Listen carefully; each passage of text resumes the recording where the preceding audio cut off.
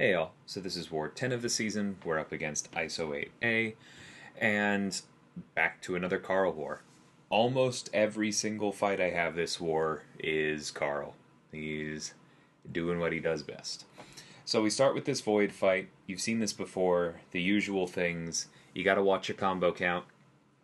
Um, I kind of expect taking this fight that I'm not going to do it perfectly, that somewhere a debuff, excuse me, is going to slip through, and I'm probably going to spend, I don't know, 3-4 seconds with it on me, and I'm probably going to lose somewhere in the neighborhood of 20% of my health bar because of the Fury and Void just generally being annoying. I just kind of expect that. Beyond that, we are slowed down slightly by the fact that Void is Incinerate immune, and so do not have access to any of our passive Incinerates. We do still get to, land our critical bursts. You saw one of them there, but our damage being hit by class advantage is also a problem. So it's a bit of a slower fight, and eventually something is going to hurt you, right? Eventually the AI is going to be a little passive, and you are going to have trouble landing a parry, and then you're going to throw a special, and you're going to be sitting right on 9 instead of 10, and yep, that something like this always happens with this fight with me. It is what it is. I'm just not particularly concerned about it. Still a very safe option for the fight, as long as you just accept the cost of the potions. Moving on to Nick. This one, technically Nick is a better defender in some ways, but this one bothers me significantly less. You do have to worry about him throwing a bunch of back-to-back special ones because of Power Focus 1 if you don't play it properly, but I've always found that if you do just bait out the heavies and work it like this, it's pretty darn manageable. The extra power gain from Mystic Dispersion there, from the Indestructible buff expiring quickly off of Nick, just kind of lines everything up perfectly. See there, he throws his special 2 again. Like, everything about this fight just works out really, really cleanly. We push him into second life. We wait for a heavy here, and we heavy cancel into a special 2 and do a ton of damage. But we still haven't pushed him over 15, so we can bait out another heavy. We bait out another heavy. We block a couple times, and literally just once actually, and there the Incinerate finishes him off. So I expect a little bit of block damage in that one, but I am not remotely worried about Nick on that node. And we move on to the shared node here, which is definitely the dangerous one, right? And Gorr in particular is spooky, because you just know at some point he's probably going to try and turtle, he's going to get close to a special 2, and that's the scary part, because I have gotten that full dex more than once before, not something I want to need to do perfectly in war, and of course if you block the whole thing, you probably just die.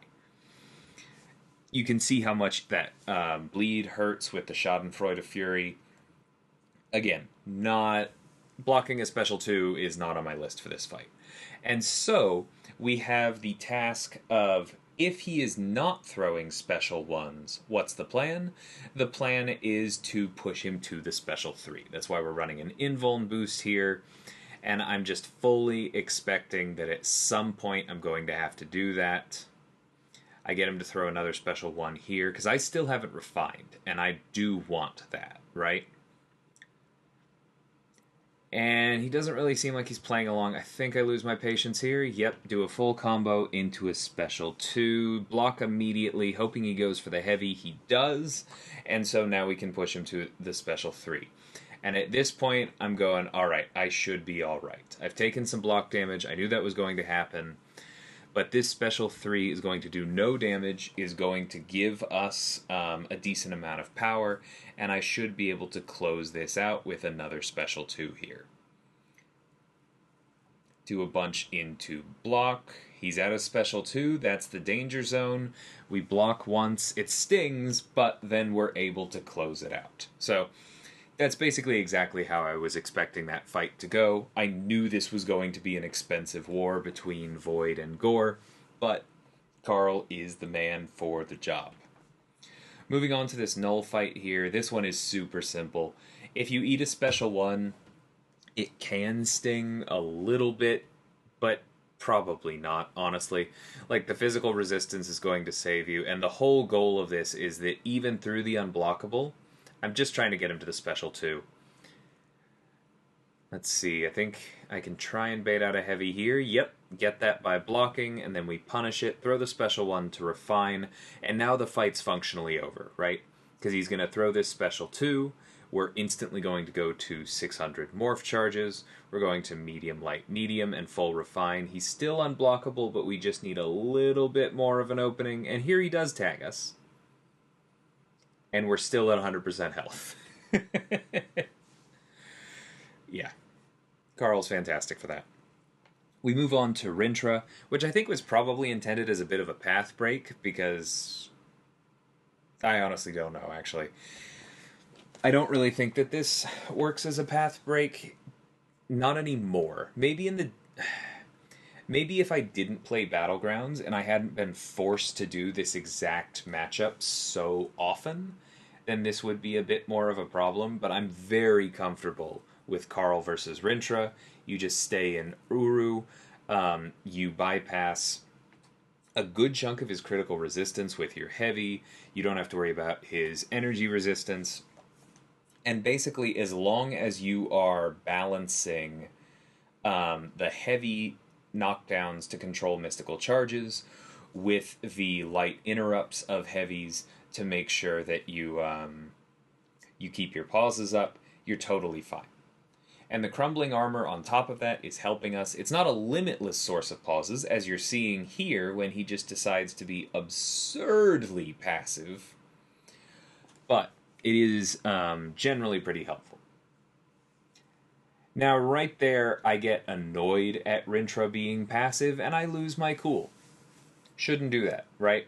I should have just backed off. Like, I didn't need to be in my mode, and if I hadn't lost my cool, I wouldn't have thrown that special, because he was very clearly at enough charges to go unstoppable, and now he's permanently unblockable for the rest of the fight. Is it going to be the biggest issue?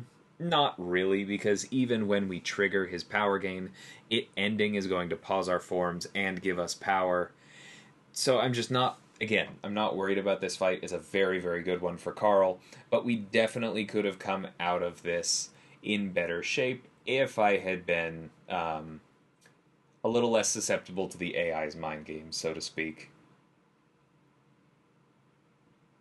Yep, and there we go. Close it out. Easily could have been an over 95% finish, but still very safe. Move on to Adam. I really like this fight for Carl, honestly, because I find it decently easy to get Adam to play into intercepts, and so I just assume I'm spending most of this fight both with a pretty good chance at pauses and also with the Fury. I also don't mind pushing Adam to Special 2 at all when I'm using Carl, because you just don't hit into it, right? But Adam going into the pod gives him buffs, which are then going to expire, pause your forms, and give you more power. And so I really like this fight. You can see the first time that we actually land a critical burst there with the Fury, it just does an incredible amount of damage. We're making really good progress. Sovereign expiring there gives us another. We do get caught by the AI. I wasn't paying that close attention. I was doing the voiceover. I'm not sure how much that was it being weird and how much that was just me being a bit of a scrub. But there we go. We close it out, get the last intercept, and finish it off with a special 1. And so that's Carl's portion of this war, doing what he does best, kicking butt and costing me potions. And we move on to Kingpin here. This is the only fight that I brought Sam for. I knew it would be slow.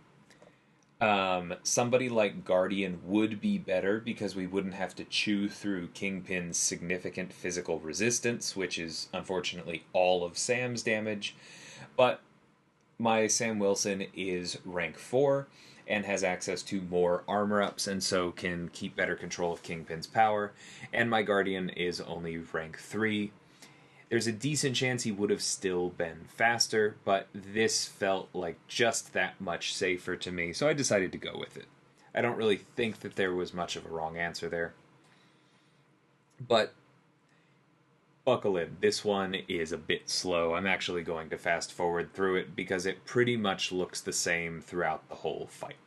I'm not going to use specials at all because I don't want to have any downtime where Kingpin is sitting over there with prowess, and I am praying to RNG to give me an armor up. That is how you lose this fight, in my personal opinion, and so I am just going to be holding my specials, doing less damage because of it, but staying healthy and alive as a trade-off. Like I said, you're really seeing Kingpin's physical resistance come into play here, because he's spending most of this fight with several rage stacks. I'm not really able to clear them with overpower. This is probably a pretty high sig Kingpin, just keeping him right up there.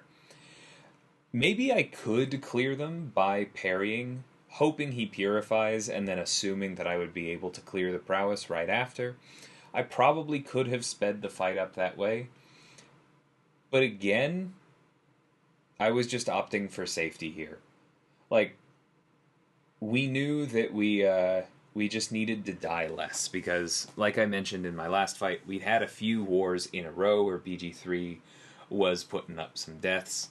I wasn't really concerned with time. I just wanted to make sure that this placement, which was clearly set up with the other mini-bosses to try and force us to do something silly, doesn't get a kill. And I think the best way to do that is to do exactly what I did. Take the full 4 minutes and clear it safely with Sam. And that was my war. We didn't get another donut here. We did end up winning, but BG3 only put up a single death. So still very, very happy with the turnaround from Wars 7 and 8. Hoping we can continue this momentum going into the break. Hope you guys enjoyed this one, and until next time, thanks so much for watching, and take care.